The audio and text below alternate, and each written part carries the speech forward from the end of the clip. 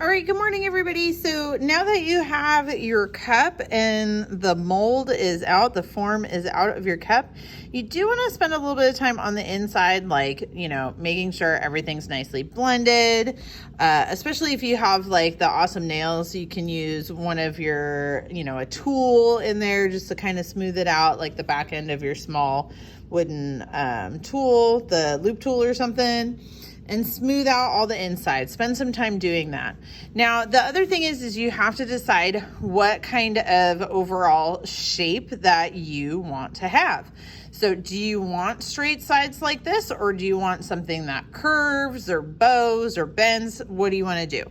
So if you want your sides to come out a little bit, so like if you want to bow them out, so like if you're trying to go for like a pumpkin shape, or you just want kind of more of this style of shape, then you would do what's called bellying it out. And if you want a flare, I'll show that too, okay? So to belly something out, to make it kind of puff out like this, what you're gonna do is you always wanna support from the outside, whichever side is getting pushed.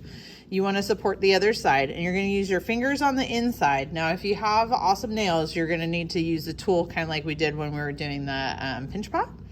But you're going to support from the outside, and you're going to gently push along the inside. So you can kind of see where my fingers were there and see how it just barely starts to create like a little puffiness. So you want to do that all the way around. Let me see if I do it on, I've got to tilt my, I'm going to stick this under here so you can see the belly happen. Okay.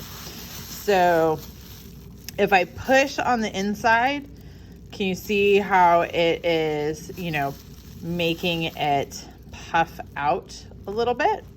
So it's just changing the shape just a little bit. And you're going to go around and you're going to do it just a little bit all the way around. Okay.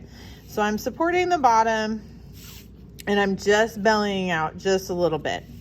Now, you can do this multiple times, and you could go all the way up. You could go halfway. It just kind of depends on what you want, but you're trying to keep it as even as you can.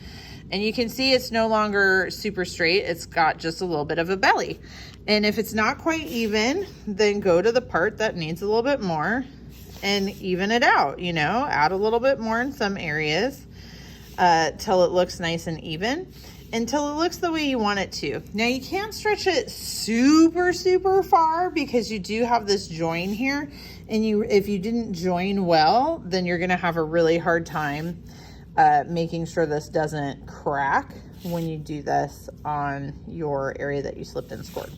But so just go as far as you want. You can do it a lot, you can do it a little.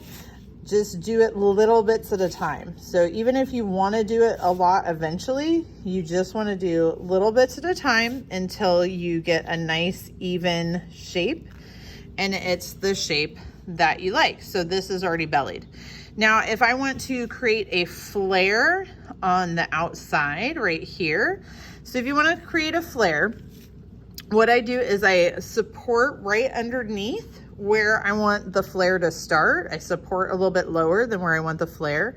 And I'm going to use my finger on the inside to kind of start to flare it towards the outside like this.